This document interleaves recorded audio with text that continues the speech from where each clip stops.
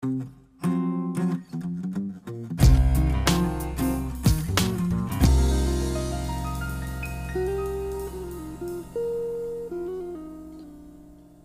Comissão de Segurança Pública coordenou esta reunião do Assembleia Fiscaliza. Integrantes das comissões de Direitos Humanos e da Mulher e de Combate ao Uso de Crack e outras drogas também participaram da prestação de contas das áreas de segurança e justiça do governo estadual. Às vezes, onde a pessoa não tinha coragem de ir por causa do Covid, isso acontece até hoje. É a polícia que vai lá, seguindo os protocolos, e esses protocolos que têm permitido a dar atenção à população. O comandante-geral explicou aos deputados o papel da PM no hospital de campanha, estruturado em Belo Horizonte em abril e desativado pelo governo em setembro, sem nunca ser usado. Como a própria Secretaria de Saúde falava, à época ela tinha tanta demanda que a perna dela, entre aspas, né, ficou curta para fazer. Então, usando a capacidade logística, a energia realizadora da nossa estrutura de polícia militar, nós conseguimos fazer a montagem aí com a ajuda de todos os outros parceiros, né, foram muita gente para montar esse hospital. O cenário que, se os senhores lembrarem, esse cenário era o mais aterrorizante, né? É o caso de pessoas morrendo lá de fora sem nem sequer ser atendido. E como o governo tem falado, foi um seguro necessário. As comissões convidadas pediram dados sobre violência doméstica. A PM tem patrulhas específicas que fazem visitas e aconselhamentos e pretende levar o serviço a todos os municípios com mais de 50 mil habitantes. Nós conseguimos, né, num trabalho integrado, né, reduzir em 4,64% o número de vítimas de violência doméstica. E a Polícia Militar, ela tem uma atuação diferenciada que é muito importante a gente falar disso. O que acontece? Nós temos um sistema que a gente monitora qualquer ocorrência em que há indícios de violência doméstica. O presidente da Comissão de Segurança cobrou medidas contra o déficit de efetivo. No último Assembleia Fiscaliza, o comandante-geral da Polícia Militar, entre as ações para a recomposição do quadro atual, mencionou os concursos de 2019, com 120 vagas para o CFSD RMBH, com 690 vagas e início previsto para fevereiro de 2020. E o CFSD com 870 vagas e início previsto para maio de 2020. Segundo a PM, mesmo com o impacto da pandemia em aulas de formação e aperfeiçoamento, foi possível liberar 900 policiais que atuaram nas eleições na capital. Já turmas do interior retomaram aulas no começo de novembro. No interior estão espalhados, então são turmas, são menos pessoas, né, aglomeradas. Eles estão divididos em diversas regiões e desse total 870. O nosso grande anseio, né, o que os senhores estão lutando por ele, é a gente conseguir acionar aí os excedentes.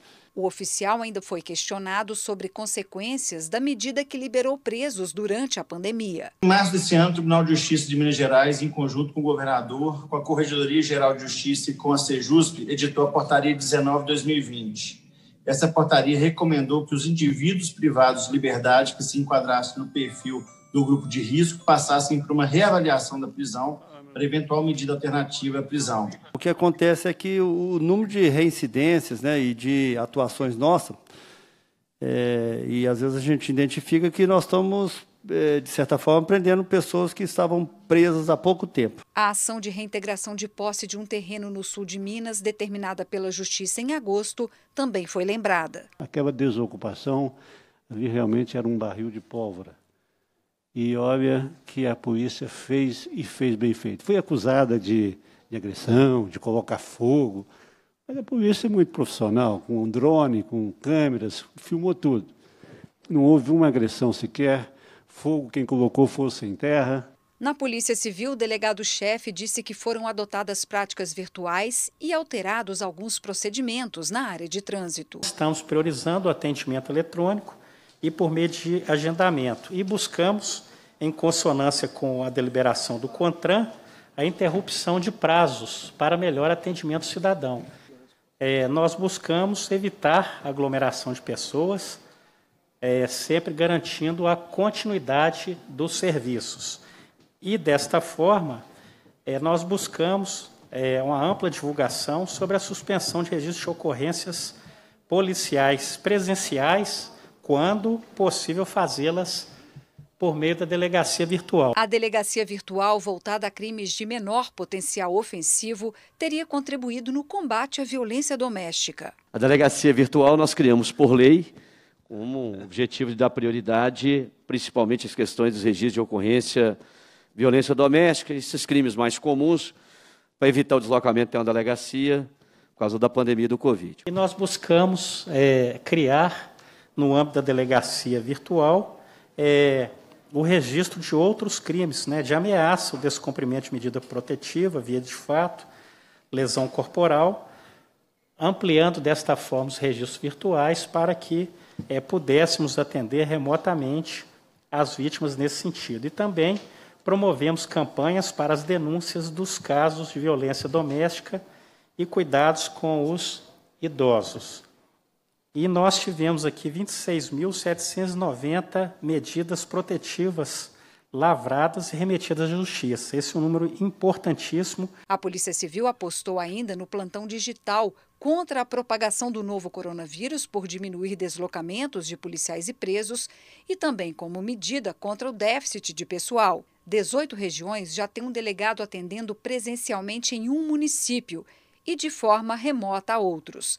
Mas a estrutura do trabalho preocupa em algumas áreas. Chegou a nós a situação de Itaúna, que é preocupante, porque tem que transferir para Divinópolis, não há uma estrutura em Itaúna. Nós temos lá situação difícil, como o senhor tem conhecimento, em decorrência da custódia dos presos, em decorrência da nossa escassez de recursos, e nós estamos buscando, não só lá, mas sim nas demais unidades que foram implantadas também, uma avaliação de todo o trabalho que está sendo feito, buscando readequar os processos, melhorar as ferramentas e dar uma melhor estrutura para que realmente esse plantão digital vingue.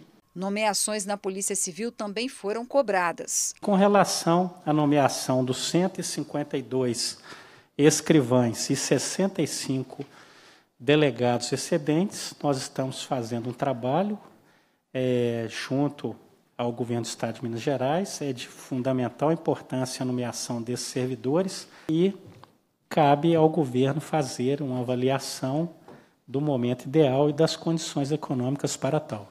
Os compromissos do chefe da Polícia Civil no primeiro ciclo, aqui homologar o concurso para escrivão, já foi feito, designar os 76 delegados após a formação para as comarcas, que é uma prioridade também da Polícia Civil, suprir as comarcas, e aqui pleiteado ao governador a realização de concursos públicos para todas as carreiras. O ideal é que nós tivéssemos concursos periódicos, lembrando aí que desde a promulgação de um edital de concurso até a conclusão do curso, é praticamente entre 18 a 24 meses. Parlamentares levaram ao delegado-chefe exemplos do impacto da falta de policiais no interior. Temos muitos problemas de violência no campo ainda, de roubos, mas temos avançado, a delegacia rural tem sido ativa, Também essa preocupação quanto à falta de efetivo, quanto à falta de estrutura, inclusive na questão de Detran, na cidade de Guapé, uma reivindicação.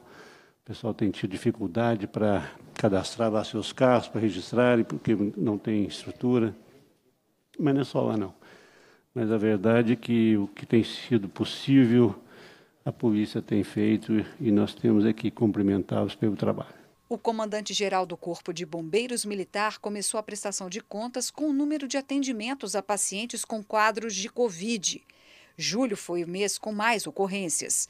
São 6 comandos regionais e o do Triângulo, que atende também ao noroeste de Minas, não tem SAMU. Desde o início, nos preocupamos muito com a distribuição de materiais para as diversas unidades operacionais, com o objetivo de dar a proteção, segurança e conforto aos nossos militares, para que pudessem atender todas as ocorrências envolvendo pessoas suspeitas ou confirmadas com a segurança devida. De março até novembro, nós atendemos 7.194 pessoas com suspeita de estarem contaminadas com o Covid-19 e 1.159 confirmados. Mas, sobretudo, queremos trazer a informação aqui que, durante os atendimentos do Corpo de Bombeiros, nós temos diversas situações em que não há esse tipo de levantamento. Nós estamos atendendo um motociclista caído, diversos outros casos de acidente automobilístico ou diversos outras situações de atendimento pré-hospitalar, e o nosso bombeiro não sabe se aquela pessoa que ali está com a suspeita ou com a confirmação de Covid. Protocolos de segurança garantiram o retorno da operação de resgate na área do rompimento da barragem da Vale, em Brumadinho. O comandante do Corpo de Bombeiros disse também que, durante a pandemia, foi recorde o número de atendimentos a focos em vegetação e que foram mantidas vistorias para laudos de segurança contra incêndios. Os militares deram treinamentos sobre desinfecção. O secretário de Justiça e Segurança Pública foi o último dos gestores a prestar contas. Segundo ele, foram investidos R$6 milhões em insumos e equipamentos de proteção em unidades prisionais e no sistema socioeducativo. Aquisição de álcool em gel, máscaras descartáveis cirúrgicas, máscara N95, e aquisição de material para a confecção de máscaras. Tivemos ainda a aquisição de importantes itens na higienização das nossas unidades prisionais e socioeducativas. 256 pulverizadores, 228 lavadoras de alta pressão, 11 máquinas de lavar-roupa industriais, máquinas de lavar-roupa nível doméstico com 16 quilos, 64, termômetros digitais infravermelhos. Foram equipamentos adquiridos para atender à pandemia. As visitas no sistema prisional foram retomadas em setembro. Foi explicada aos deputados a estratégia contra a propagação do coronavírus. Definição de 30 unidades prisionais como porta de entrada. O preso dava entrada no sistema e permanecia em quarentena por 15 dias até que se confirmasse a não contaminação, e dessa feita ele era migrado para as estruturas maiores.